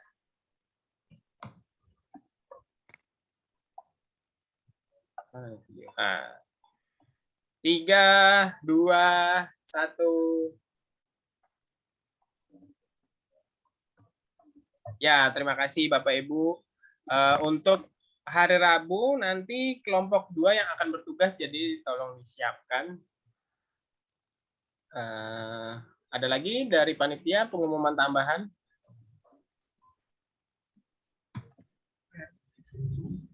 Pak Wawan, terima kasih sering menemani Pak Wawan nih, setia menemani. Pak Wawan mantap. Oke. Saya yang terima kasih Pak Stef. Terima kasih nih Bang. Terima kasih Pak Stef. Terima kasih ya teman-teman. Dari Oke, kalau begitu kita akhiri saja. Terima kasih Pak Selamat Stef. malam, salam sehat. Istirahat. Sehat. Sampai jumpa Rabu. Kasih Pak Stefanus. Bye. Izin live. Rabu Ya. ya. Terima kasih.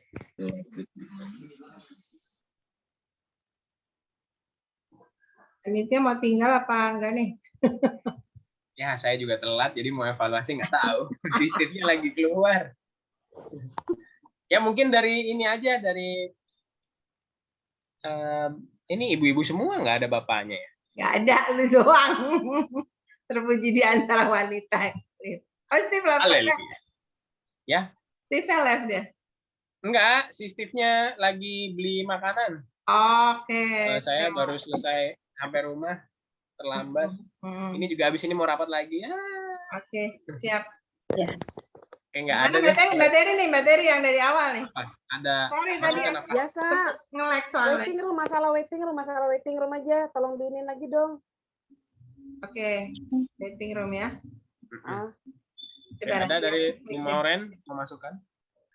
Enggak sih, udah oke, Mbak Lala oke. Share screen-nya, lagunya oke. Mungkin yang terakhir aja kali ya, ladang menguni.